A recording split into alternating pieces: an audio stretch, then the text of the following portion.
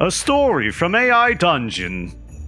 WINTERBLOOM is a wonderland filled with the delicious scents of baking pies, hot chocolate, and fresh evergreen. Year-round, the people celebrate. People dress up in various themed outfits and go to themed stores for themed parties. People decorate their homes with beautiful lights and candles, and everyone eats great food and plays games with their friends and neighbors. You are Bob, the Grinch, a male gnome who lives in the North Pole Village in the world of WINTERBLOOM. You love to give people presents, although you have a hard time making them. You live alone in a small cottage with a small garden and a few animals.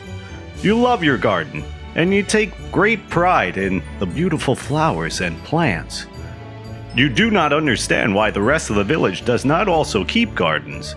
It would liven up their homes and make them so much more beautiful. But you are a Grinch. You tend your garden alone. Still, you try to find the beauty in things, even if nobody else can. Today is WINTERBLOOM 5, and it is a day when all of WINTERBLOOM except for you are filled with joy. You wake up and stretch in your bed. You check the time. It is WINTERBLOOM 5. For a moment, you panic, but then you remember that today is Relax Day. No visitors are allowed unless they are on official ministry business. You relax and take your time to eat breakfast before taking a stroll through your garden. There's nothing quite like it in the whole world. You take great care to make sure that everything is the way it should be. Although you only own a small house with a small garden, there's certainly plenty of work to do. After you're done working, it's time for you to go back inside. You spend the rest of the day thinking about the future. Although you find joy in your garden, there are some days where you feel a great despair and ennui because you are alone. And that will never change. You go to sleep, none the wiser. The next day, you wake up and find a strange card outside of your door. It appears to be some kind of invitation to the Cheerful Elves annual party. You have never heard of the group before, but you are wary of accepting the invitation. You wonder why anyone would invite you to a party. On the other hand, if you go, you'd have the opportunity to make all of the other people miserable. You cackle with glee at the thought. Those elves will never know what hit them. You decide to go to the party. You travel down the road through WINTERBLOOM to Elf Village, which is about half a mile away. You've never been there before. It's a series of small houses made of wood and stone, in a clearing with tall trees all around it. A beautiful little town. When you get closer, you hear the merrymaking from here. You walk into the village and see elves dancing in the streets, laughing with each other. One of the elves walks up to you. "Hello, and welcome to our village," she says pleasantly. You say, "Bah humbug." "You don't seem very merry," the elf says, completely ignoring what you said. "Why don't you come in?" The elf takes your hand and leads you into the village. You walk past the buildings made of wood and stone, with windows carved into shapes of flowers. You say, "Why did you invite me to your party?" "We wanted more people to celebrate with us," the elf beams. When you arrive in the town square, elves of all different kinds dance and play games in the streets. A group of elves are singing and playing lutes, drums, and other musical instruments. You cover your ears with your hands as the shrill music hurts your ears. You wince as you hear the high-pitched noise inside your ear canals. You cannot comprehend how the elves can withstand that volume without pain. You watch as elves dance around like maniacs, and people throw confetti into the air. Everyone is having a good time. This won't do at all. You try to steal the elves' musical instruments. You sneak in closer to the music players. You see them as their guard is down. You take a deep breath and snatch the lutes from the elves' hands. The elves scream as you snap the lutes in half. The elves gasp and stare at you in horror. You throw the broken lutes at the dancing elves, hitting one on the leg and making him fall down. "What do you think you're doing, Bob?" the lead elf says angrily. "We were having a nice time before you came along." You invited me to your party, you say. Is this the kind of party you have in your village? Yes, why do you hate it? We thought everyone would enjoy it. You stare at the group of elves dancing in the center of the village square. They look ridiculous, flinging their limbs around like that. You say, "This music hurts my ears."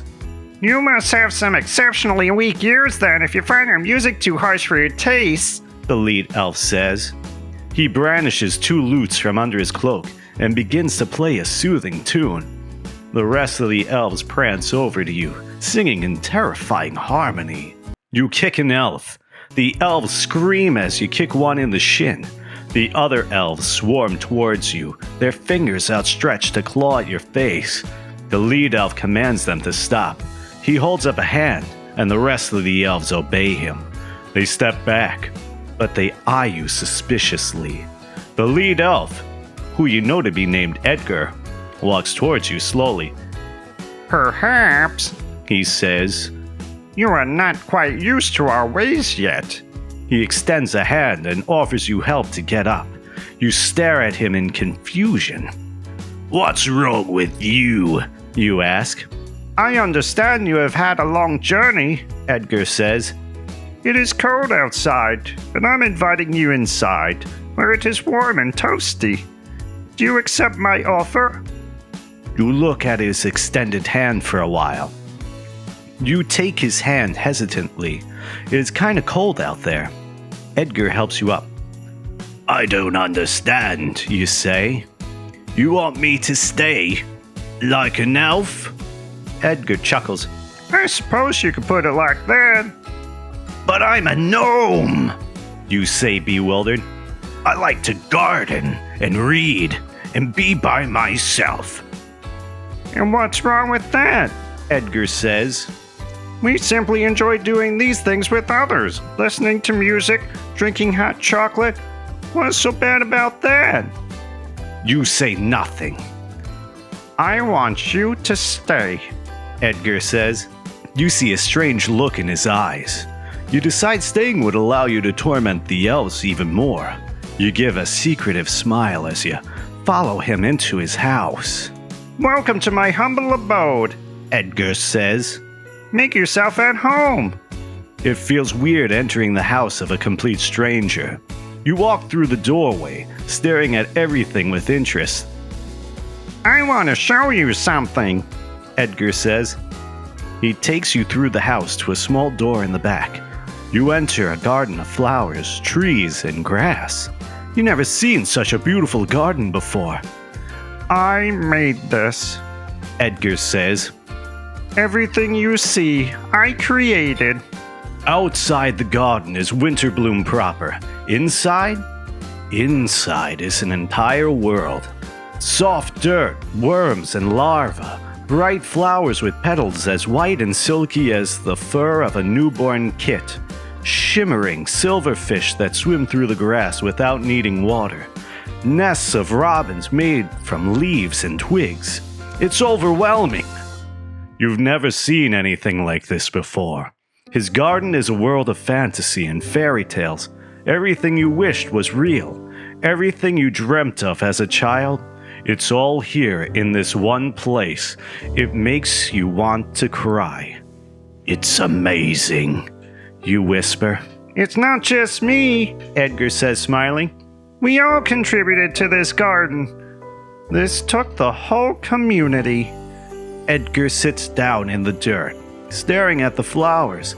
You sit down next to him, staring at everything. We brought you here to make you an offer, Edgar says. We want you to join us. You stare at the garden in silence. You say, but I'm a Grinch, you say. What in the world would you want me for? Edgar smiles, looking at you. In his smile, you see more than happiness. You see thankfulness and contentment, the satisfaction that comes from a job well done. You recognize the look. It's what you've seen on your parents' faces every Christmas. You've never understood it before now. You realize what you're seeing in Edgar's smile. Joy. The world needs a Grinch, Edgar says, smiling. That's why. You look at him in bewilderment. But why? I broke your lutes and kicked you, and I don't like your music. Your grinchiness is what makes you special. It's why you're here. You're the best at being the worst, if you know what I mean.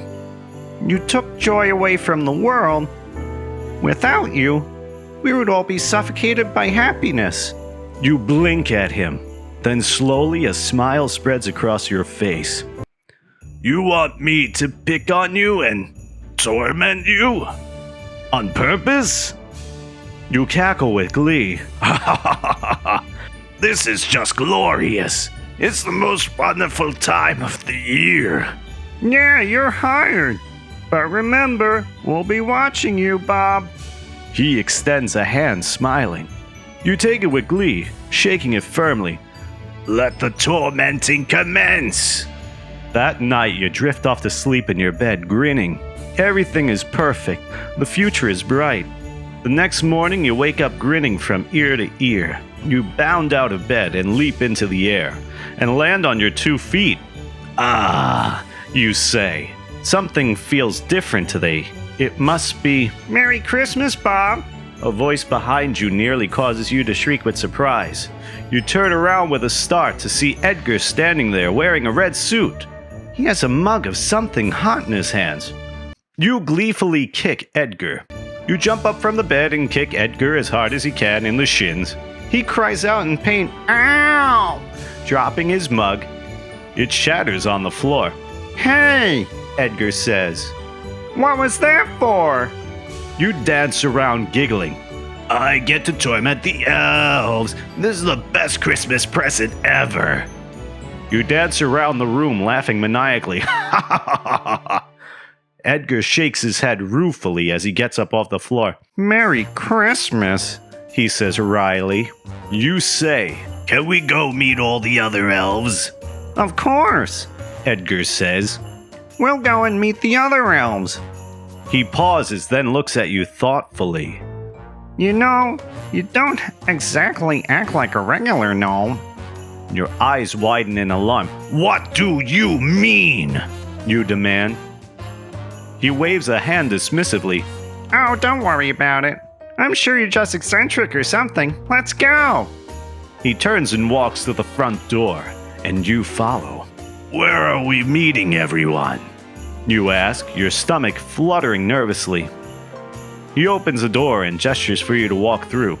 In the neighborhood square, of course, he says, closing the door. Let's go, don't want to be late. You turn and walk down the steps before he could change his mind, then turn towards the neighborhood square.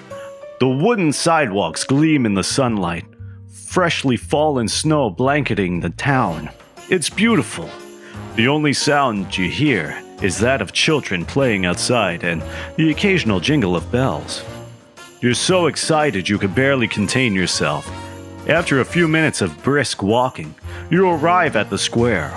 A giant Christmas tree is set up in the center, decorated with lights and ornaments. Several large wooden tables are set up on the sides, covered in food and drink. Elves mill about, taking food and drink and sitting down at the tables. You run up to the first elf you see and gleefully punch him in the face. Hey! Edgar shouts, grabbing you by the shoulder and yanking you back. What the heck, Bob? You turn to look at him as if confused. What? He sighs in exasperation, rubbing his mustache with one gloved finger. There are people here. You say, but you said I could torment all the elves. It's my Christmas present. Yeah, but... Hey, a voice says, and you turn to see a tall elf walking towards you. He smiles jovially at you. I am the chief elf, Alan, the mayor of this town. I hear what you said to Edgar. He looks at you critically. Are you serious? You nod emphatically. Well, I must say that this would make this year's WINTERBLOOM celebration a bit more exciting. He looks up at the sky as if pondering something. You run up to the buffet table and fill a plate with food, then dump it all over another elf's head. Edgar stares at you in disbelief as the gold-crusted fruitcake and Christmas cookies rain down over his head. What the heck, man? He says incredulously. You take a bite out of a cookie and shrug. Don't question it, Alan says wisely. just embrace it. Edgar says nothing as he makes his way over to one of the tables and sits down. Alan claps you on the shoulder encouragingly. You nod once at him, then turn and approach the table. Food is delicious. You can't wait to try everything. Edgar claps his hands once, loudly. All chatter stops. Welcome, welcome to this year's WINTERBLOOM Festival, He says jovially. Now I'm sure you're all wondering what's going on. He gestures to you. This is Bob. He's a special guest at this year's festival. A few elves clap half-heartedly. You wave nervously. Now, Bob here is going to be deciding what the theme of this year's festival will be. That's right. He pauses to make sure everyone is listening. You get to decide what the theme of this year's WINTERBLOOM Festival will be. There's a murmur going around.